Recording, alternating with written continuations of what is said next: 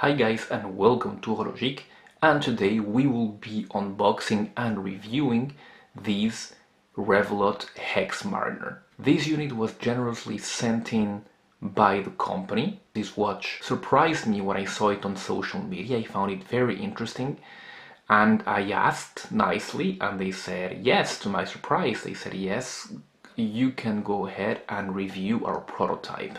What you must know is that this is indeed a prototype and there's things that will be changing on the final production unit, and I'll be walking you through those one by one. And Kevin, the owner of the company, has nicely put them in a sheet of paper just to make it easier on us reviewers to know what's going to be changing.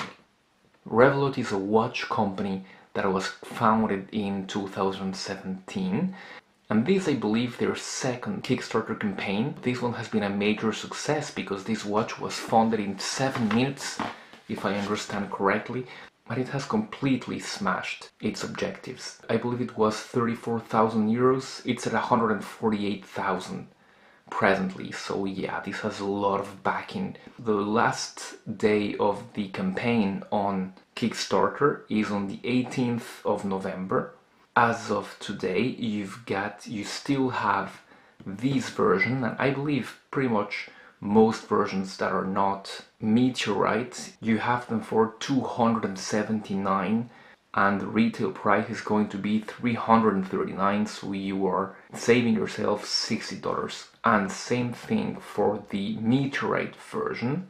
The meteorite is at present 379 until the 18th of November. Full retail price will be 439, so again a $60 save on those.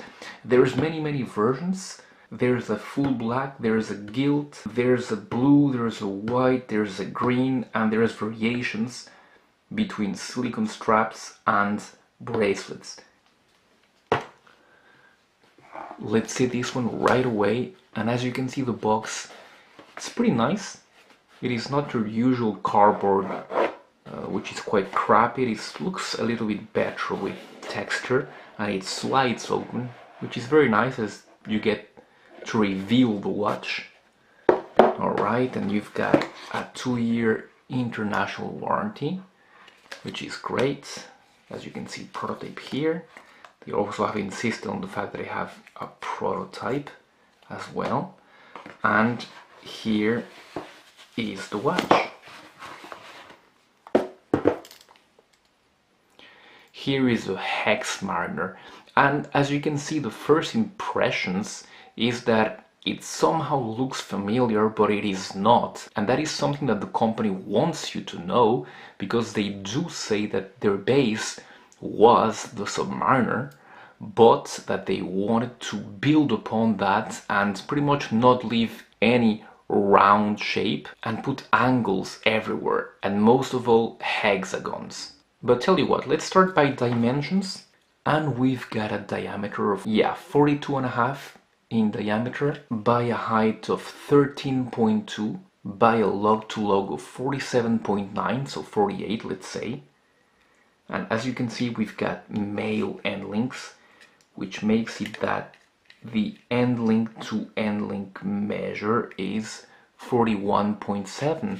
Yeah, you've got 22 millimeters in lug width, and the bracelet tapers from 22 to a little bit under 20 when the bracelet meets the clasp, and at the clasp it goes up to 21.7, 22 let's say.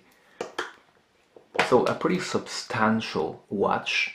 Let's go with the dial on this one, and the dial might be one of the most interesting things that I have seen in a long time, because you've got a dial that is made in what appears to be clou de Paris. So clou de Paris is also called hobnail in English, and it's this diamond-like texture that you can see all over the dial that gives it a 3D aspect that is actually in 3D. You can see all the relief in there, and that plays with light quite a bit. You do not see those a lot, especially in watches at this price level. And of course, remember the name of the watch, the Hexmariner. Hexmariner, hex for hexagon, Mariner for the Submariner, of course. And you can see where the first part of that name came from when you look at the indices. All of those indices are hexagons.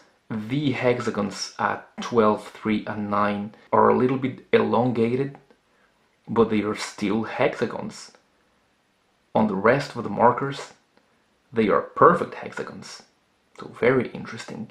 At the top of the dial, you've got the Revelot logo, which is what appears to me a bit of a star, a sun, a star. And right underneath, you've got the name of the company, Revelot. At the bottom of the dial, you've got in red the Hexmariner text, and underneath automatic 660 feet equals 200 meters. And you've got a color matched date wheel at 6. At the edges of the dial, you've got the minute track, which is gilt just like most of the printed writing on this watch. I know that it is hard to see, but the rehaut is graduated with the seconds every 5 seconds. So 5, 10, 15, and so on. Notice that the hexagon has gone all the way to the hands, because the hands, you cannot see it right here, but they are also hexagons, and the theme of the hexagon continues there. That is very good attention to detail, especially, as I was saying, at this price point. The hands are brushed quite coarsely, and the company says that they will make the brushing a bit finer. They also say that they will make the lume on the hands better match the lume on the indices, because they say, I had not noticed, but they say that the lume on the hands looks a bit transparent and different colored. So they will take care of that. You've got a sapphire bezel insert here, which is lumed and which is graduated from 0 to 15 like the Rolex Submariner. And they do say that the unidirectional bezel is going to be sturdier on the final production. I really think that this is sturdy enough. I don't think they need to make it sturdier, but that is my point of view. I believe it clicks quite nicely already, so I don't believe they should modify anything on it actually. But if they want to, they can maybe refine it, maybe not make it sturdier, but refine it. Okay, let's do a lume comparison with a watch that is known for having great lume, the Seiko Turtle. Super Luminova C3 on the Hexmariner, Lumibright, Seiko Lumibright on the Seiko. Let's see, let's charge them with my studio lights so nobody gets jealous.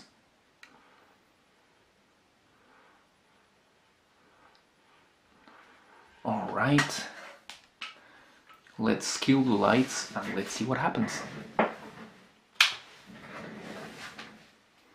Oof.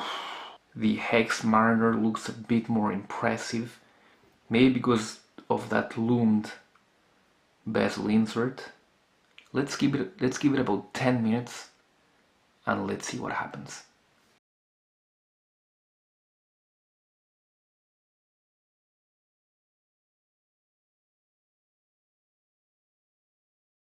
After about 15 minutes, I will have to declare this a draw. As you can see, both are still really visible on the indices and on the hands. And on the case, you've got, first of all, you've got brushing on top of the case. You've got a very angular construction on those lugs as well. I told you this company was angry with round shape. Everything is angular here. And to separate the front of the lugs from the side of the watch, you've got the bevel, and the bevel respects that very angular finish as well. On the sides you can see that you've got a vertical brushing. Yeah, something else that they say is going to change is that first male link. It's going to remain male, but they say that it will match better with the angles on the lugs. The crown You've got the Revelot star engraved in there. It is pretty deep, pretty well done. Alright, and you've got of course a screwed on crown to ensure those 200 meters of water resistance. And of course you've got the Seiko NH35 in here. Do I even have to mention it? And it's a perfectly understandable choice in here at this price point.